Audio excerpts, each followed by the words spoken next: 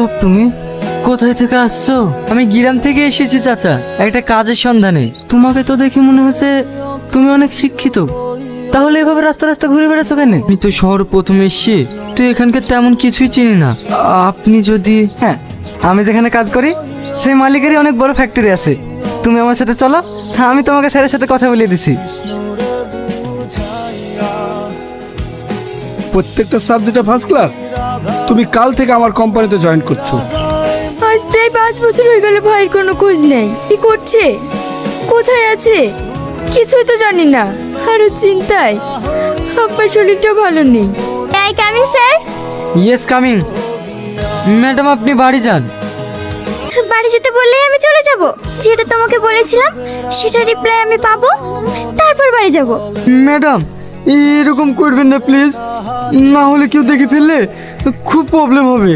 হ্যাঁ তাই জানে হয়, আজকে রাতের মধ্যে বর্ডার ক্রস করতে হবে। আরে বর্ডার ক্রস করতে পারলেই মোটা টাকা। শালা চামচা, এই ইকো প্যাক করে বিদেশে চালান করে দে। আমাকে চালান করবি? দেখ কে কাকে চালান করে। ছি রাকেশ, ছি।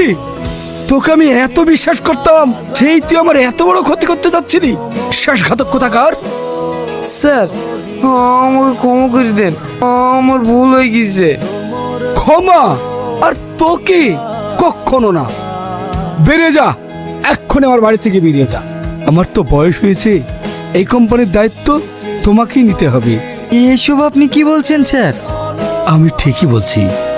আমি চাই আমার এই মা মরা মেয়েটা তোমার হাতে তুলে দিতে, তাহলে আমি মরেও শান্তি পাবো। স্যার আপনি যা ভালো বুঝেন তাই করেন।